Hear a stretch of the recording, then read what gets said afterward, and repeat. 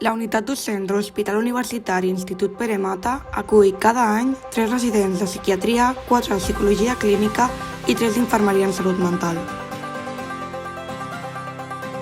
La formació teòrica és molt adequada per als residents i penso que és molt útil per a la pràctica clínica que duem a terme aquí a l'hospital. En el meu cas, des del principi vaig poder-me incorporar a una línia de recerca, que a més és un projecte innovador sobre trastorn bipolar, i vaig poder estar en totes les fases. Al ser una empresa monogràfica podràs veure el pacient en diferents unitats. És una part positiva perquè, ja et dic, pots veure el pacient des que entra per urgències, continua canviant de dispositiu. Fem sessions clíniques, sessions amb experts i grups de supervisió. Existeix molt bon ambient i molta cohesió del grup, i el fet que siguem un grup d'aproximadament 20 residents fa que tinguem molt bona relació entre nosaltres. El que més m'ha agradat i no m'esperava trobar ha sigut la feina que fan dintre dels equips entre els diferents especialistes.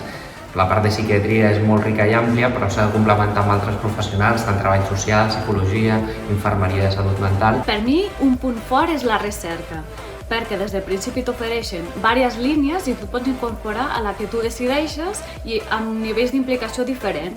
Tenemos 3 meses de rotación externa. Desde la unidad docente se nos facilita hacer la rotación externa, ya sea a nivel nacional en España o a nivel internacional. És el que m'emporto d'aquí i repetiria sens dubte.